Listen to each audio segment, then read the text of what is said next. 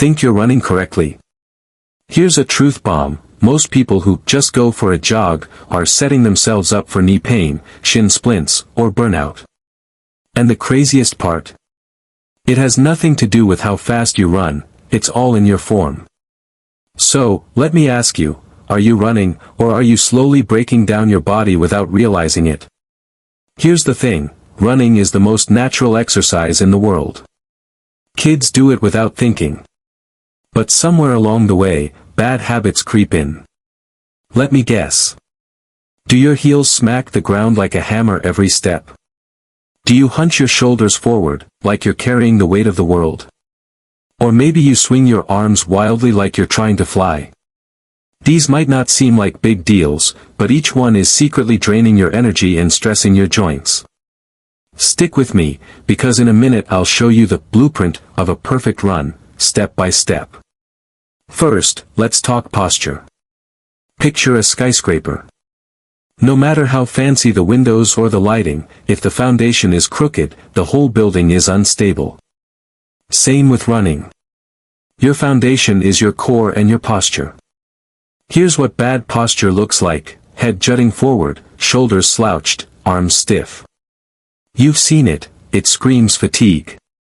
Now, here's the fix. Imagine a string gently pulling the top of your head upward. This instantly lengthens your spine. Keep your chest open, shoulders relaxed, not pinned back like a soldier, just loose. Engage your core, think of lightly bracing as if someone might poke your stomach. Already, you'll feel taller, lighter, and way more efficient.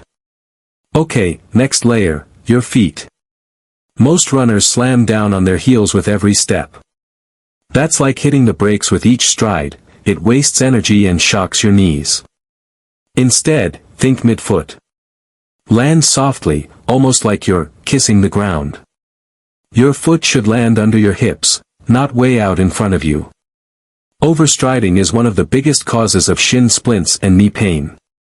Quick experiment, jog in place right now. Notice how your feet naturally land underneath you, not out in front. That's the same feeling you want when you move forward. Now, arms. Ever see someone running with their arms crossing their body like they're hugging themselves?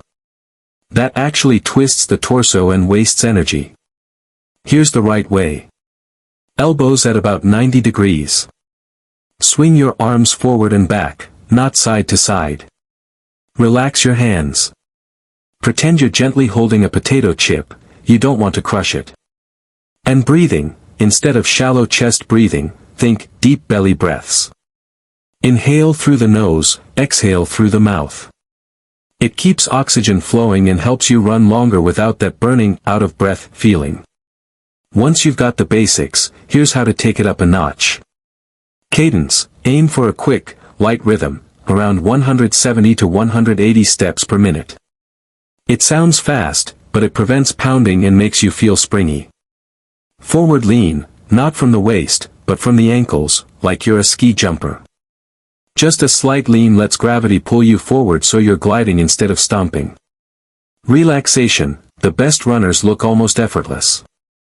If you feel tension, shake out your hands, loosen your jaw, reset your shoulders. Smooth equals efficient. So let's lock it in. Posture tall, core engaged. Land midfoot, under your hips. Arms swing straight, hands relaxed. Breathe deep, keep a light, quick cadence. Lean slightly forward, let gravity help. Here's your challenge: next time you run, don't worry about speed or distance. Just focus on nailing one of these at a time. Even better, right now, stand up, jog in place for 20 seconds, and feel the difference when you do it right. Running isn't about punishment, it's about power, freedom, and flow. Master the form, and every mile feels lighter. You've got this, now go put it into practice.